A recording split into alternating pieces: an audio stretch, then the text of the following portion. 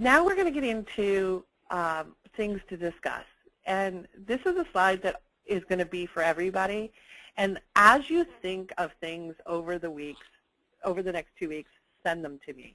And we will be building this slide out, okay?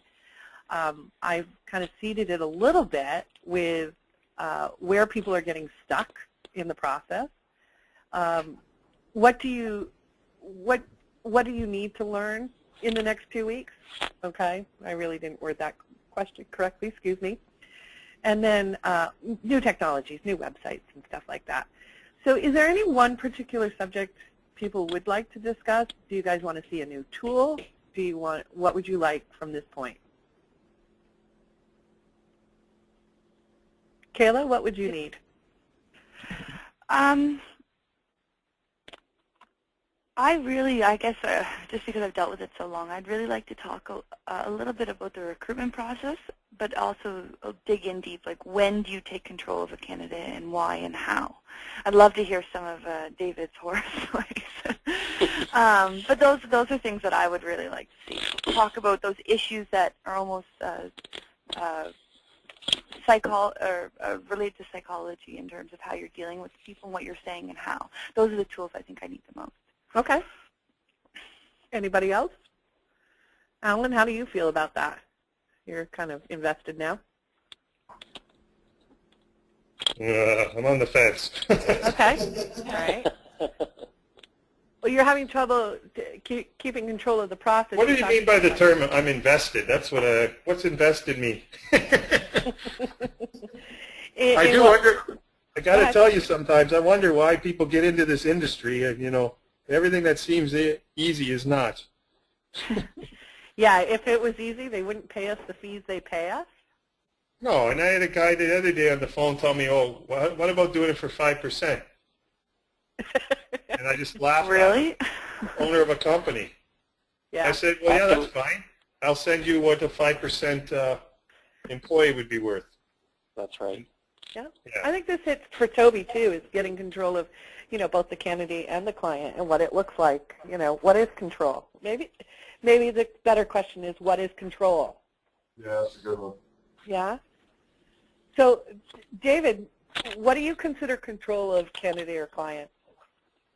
Well, I in my days of working in the bullpen, 100% commission, I had a piece of paper that I printed out and I stuck it on the front of my bullpen that said "No surprises," which literally reminded me all the time to ask that question.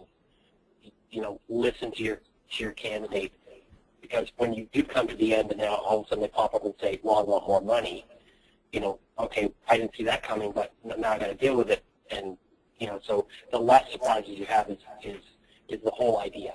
So not controlling your candidate, but being in control of the outcome, or knowing what the outcome is going to be. So if you know you've got a hard close coming, you can prepare for it. But if you don't know it's coming, then you haven't been closing the whole way through the process. You haven't been soft closing. You haven't been asking those questions. You haven't been selling. You haven't been preparing the client for maybe a higher salary offer, etc. So doing all of those things through there because you know what's going on, as opposed to being surprised at the end, which is a bad thing. So the humanistic factors in that are the relationships, getting trust on the phone. You know, when you talk to a candidate, you don't jump right in and say, "Hey, I've got this great job for you," because you have no idea what they're looking for. You know, I hear that all the time where someone is shoving a job offer, a job requirement down someone's throat 10 seconds into a conversation. You know, take that 2 minutes to find out about them as a human being on the other end of the phone, right? That's the softness that gets you the easiness at the end. You know, when you say this is a hard business, it is if you make it so. You can make it easy, right? You can make it less stressful by having 10 interviews going on a week, because then you don't worry if you have a fall off. You can make it stressful by having 2 interviews going on a week, because if you lose one, half your business is gone. So all of those little things. So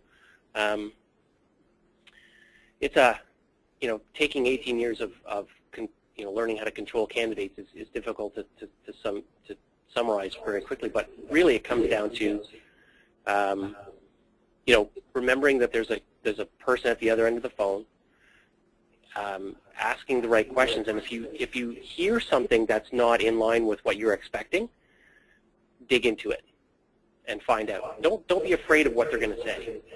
Don't avoid that situation because you just don't want to hear it. Oh, this guy's not going to take the job now. Ask him why. Ask them just plain on, whoa, what? I don't understand. I thought you were interested in this job. Tell me why. It might be something very simple to fix. You could go back to the client and they're willing to be flexible, and there the problem's gone. But if you waited to the end, that problem has now been in that candidate's mind for a week, and they've got other offers coming. See what I'm saying? So it's just little simple things like that you really just need to stay connected to the candidate throughout the process. You don't necessarily have to talk to them every day, but ping them with an email every day. And before you get off the phone, you ask them, so where are you right now? Next week an offer's coming. Are you ready to resign from your current job? And see what you get, because sometimes you get a surprise. Oh, I'm going to get a job offer. I'm going to get a counter offer. My boss is going to hate me. You got to deal with those things before it comes up. So that's so true. It's so true. A lot of recruiters glaze over what they don't want to hear. Okay, and candidate control really talks to knowing the person well enough that when you put them in any given situation, you know how they're going to react. And we all go, well, how do you know, how can you predict that? And it goes back to our interview and our conversations. We talk about in the training behavioral-based questions. And behavioral-based questions are, if you know past behavior, you can predict future behavior. Right. What we don't ask our candidates is, tell me about a time you quit a job you didn't want to quit. Because that's a can of worms you just don't want to have to deal with. But if you ask the question, you know exactly how that candidate's going to start to edge away from you when you start to make an offer, because they've already told you what they did when they had a job they had to quit that they didn't want to quit. Okay? So developing some behavioral-based questions around, tell me about a time you started a new job. Tell me about a time when, you went through an interviewing process and you got an offer and you changed your mind. Things like that will help you really understand how the candidate's going to behave. I go through some stuff and I teach recruiters that, you guys, I don't know how many of you have seen this, but this guy right here wearing this T-shirt is you. As a recruiter, you're a bomb technician. And if you see it, you need to diffuse it. Yeah. Okay? And don't run away from it because it's something you don't understand. Okay? The best thing you want to do for yourself, and Kayla, this is especially when you talk about how to control people, is stop reacting. We all go into interviews and we all shake our heads when the candidate gets close to the right answer or the correct answer. That's a correct answer. Stop moving and wait for the right or the true answer. Okay? Don't, when a candidate's going too long, don't break eye contact. That shuts them down. They shut up. Okay? If you have them on the phone, don't cut them off. Have a glass of water with you, put them on mute, wait a couple of seconds, and see what transpires when you leave some dead air. Okay? The next thing is to look for the facts. A lot of us don't know why candidates change jobs. Does anybody know why a candidate's looking, what are the top 5 reasons why candidates are looking for jobs? Anybody? Money. Oh. Opportunity. Okay, what kind of opportunity? Just a better, maybe more challenges. Okay. There's one word that answers everything. What's that? Happiness. Yep. Let me just do this. I'm just trying to get to a slide. I've got some facts for you guys. I'm just going to do this. I pulled this for a conference. And let me see if I can, why I can't seem to get it. I'm going to show this to you on this screen instead. Can you see the facts about candidates, everybody? No. No. Yes. There. Okay. You know, having work that is meaningful, 48% of people want work that's meaningful. They want to have a sense of accomplishment in their job. I think it's 21% of people want a higher income. They feel like they're underpaid. 18% want further advancement in their own career. Okay? This was an interesting one for me. A lot of candidates don't tell us this, but they're afraid of being fired. You know, we hear it when a company's downsizing. Well, my company's downsizing, so I'm starting to look. What happens if they're not performing very well and they're afraid of their boss catching on and being fired? So about 8% wanted that. And 5% want shorter work hours. They want a shorter commute. They want the flex, and we're seeing more of this. They want the flexibility to work from home. Okay? So you need to really dig in and find out why they're looking for a new job. And if they say, I just want a new job, well, that's a fluff answer. I want to know exactly why you want that job. You know, I want a raise. Well, what do you want your raise to be? And always asking, you know, when was the last time you asked for a raise? Us as recruiters never like to say to somebody, did you ask your boss for a raise? Because you were afraid that they're going to go, well, I never thought of that. How do I do that? Right? Nothing better than setting up your candidate to go ask their boss for a raise and watch the boss go, are you nuts? Instead of having them come back to the office with an offer and having the boss go, of course I'll give you a raise. What was I thinking? Set them up early. Work with them and help them negotiate that. Because it's an advantage to you. If they've just gotten a raise, you get to add that to the salary they want, and you can give them a bigger raise. Okay? If their employer says, no, I don't want to give you a raise, even better if the candidate wants to leave their job. Okay? You're also cutting off the counteroffer. If someone goes to their boss and says, I want a raise, and the boss says, oh, absolutely, I've overlooked you, and here you go. Well, if you hadn't done that, and let's say the candidate had got an offer from you and went back and resigned, the manager's going to throw money at them, and they might have stayed anyways. So you might have been wasting your time on a counteroffer that's just sitting there waiting to hatch. So, you know, don't be afraid to do the right thing for the candidate at the time by saying, go ask for a raise, because you'll get that 80% no, the 20% yes, which then can turn into either a non-counteroffer. Now you've got a friend there who's going to get you referrals because you were so nice to them and got them a raise. You know, it's all doing all of these things that you shouldn't be afraid of losing that one candidate because you've got 20 others.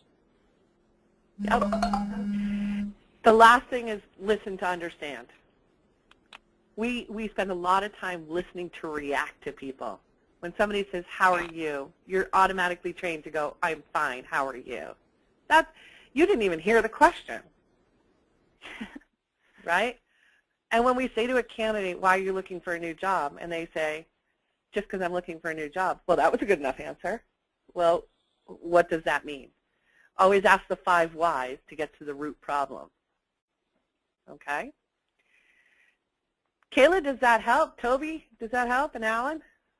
Yeah, I got a question though. There's definitely a difference though between a candidate that is actively looking for work and then a candidate that is perhaps a good fit for a position but that's happy or relatively content where they're at, right? Right. Do you address kind of the active versus passive candidate my active candidates are always, in my mind, always have other jobs that they're entertaining. So I treat them exactly the same as I would somebody that's happy in their job. They're both being courted. They're both in a, in my mind, they're both in a previous relationship, and I've got to get them moved out of that relationship. Right. David, what do you think?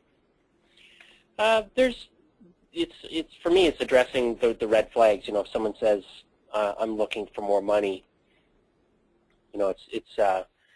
they're probably happy in their job, and there's a counter offer sitting there waiting to happen. You address that a little bit more. You might even move on from that candidate if they're just basically I'll look at new jobs if there's more money involved. If I'm looking at someone who's on the street, I may see someone who's potentially desperate and will take the first job I get them and take the second job that has more money 2 weeks later, and I have a fall off. So, like you said, I ask lots of questions. What are you looking for? So I'm trying to get the right job, the right money, and really understanding the drivers behind the candidate before just getting them the next job.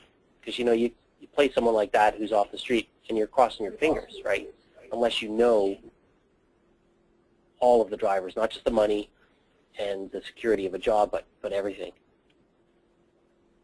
I had a point here, and it was kind of like, we're all afraid that we're going to find something that's going to be wrong with the candidate, instead of understanding that there's a problem with every single candidate we deal with, and we need to figure out what the problem is.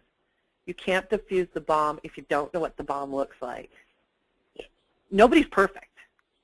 No candidate's perfect, no client's perfect.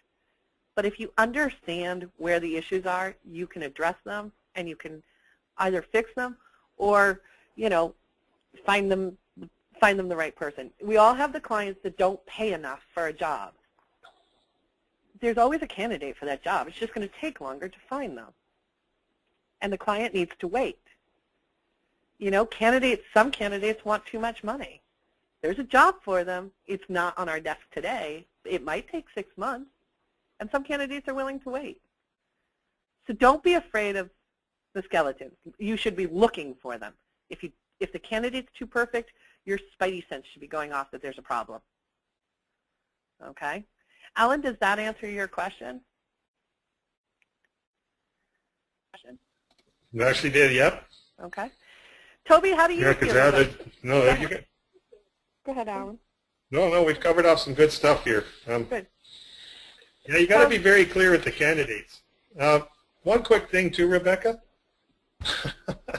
Here's something we didn't discuss, and I didn't think I had to discuss it. Make sure that you discuss profanity with your candidates too. We did discuss it. We did. Okay, because I had a guy. It couldn't be any better. I don't. For the Americans that are on here, I had a guy from Maple Leaf, which is like our elite meat company here in Canada, get too comfortable in an interview out on the floor with the director of engineering and drop a few certain words, and now because of that, they've kind of dropped him out of the potential of even working with them. And here's the scary part. They're taking a guy that's the youngest plant manager in the whole company, who they've been lucky to get, but he got too comfortable and he realized it afterwards, and he even actually sent them an email apologizing for his colorful language. I had a friend who lost a deal because he sent somebody to a lunch interview to meet the HR person, and because everybody considered it a relaxed environment, the candidate from Fort McMurray, which is a gold rush town, and very colorful language and very colorful language. Yeah.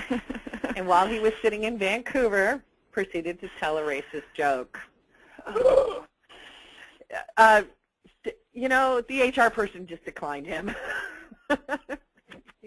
So first of all, don't ever count your chickens till they hatch, and every interaction with your client needs to be considered an interview, and your candidates need to be on their best behavior.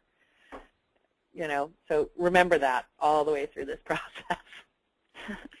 Those things can sneak up on you like you can never imagine. Oh, man. one of the things that we were told, this is probably 20 years ago in sales training, was you have to be on the edge of your seat all the time, but seem relaxed at the same time. There's a story that's told. It says, that this very senior executive went out to lunch with another very senior executive, and it was an interview lunch, and they sat down and they were chatting. They were 99% through the process. They ordered their meals, and when the meals came, the candidate put salt and pepper on his meal before he started eating. And after everything was fine, and the callback feedback was, we're not going to accept this candidate. It was for a role that required an enormous amount of decision making that would, make or break an organization on a monthly basis, and the decisions had to be made on tangible, real information. And the fact that he salt and peppered his meal before tasting it, showed that he was making decisions based on assumptions, and they didn't take them. So does anybody know who that was? Does anybody old enough to know where that story came from? Do you know, David, where that story came from? I can't remember. I know it's a famous story. Yeah, Ford. Yeah. Ford Motors. Yeah. President of Ford. Yeah. Yeah. Interviewed. So it's a real thing, and when you talk about soft skills and your P's and Q's when you're out at an interview, it really does matter in a huge way. So prepping your candidates on the most subtle things, like not wearing white socks with a suit, stuff like that. It really comes down to making or breaking the interview. Yeah. All right, let's wrap it up. We've talked about a lot of good things today. On our wrap up, I want to talk a little bit about fear. If you look at your screens, you can see the jack-o'-lantern. If we turn the lights on, you would see a pumpkin. You wouldn't see an angry face. And that's really what happens with our fears and dealing with our candidates and running away from things. It's okay to turn the lights on and find out what it is, because your fears, they really do lie to you. They're something that your brain makes up and adds in other features. And if you just turn the lights on, you'll find it's not that big a deal. Okay? All right, everybody, we will see you in 2 weeks on November 29th. This is the Friday after Thanksgiving in the U.S., but we will still see you at 10 a.m. Eastern Time. If you have any problems or questions between now and then, please feel free to pick up the phone and call me. If you don't get me via voicemail, drop me an email, because if I'm on the phone, I'll see your email and I can get off the call and call you next. So have a great week, everybody, and again, good luck. Thanks a lot. Thank you so much. Bye-bye. Bye.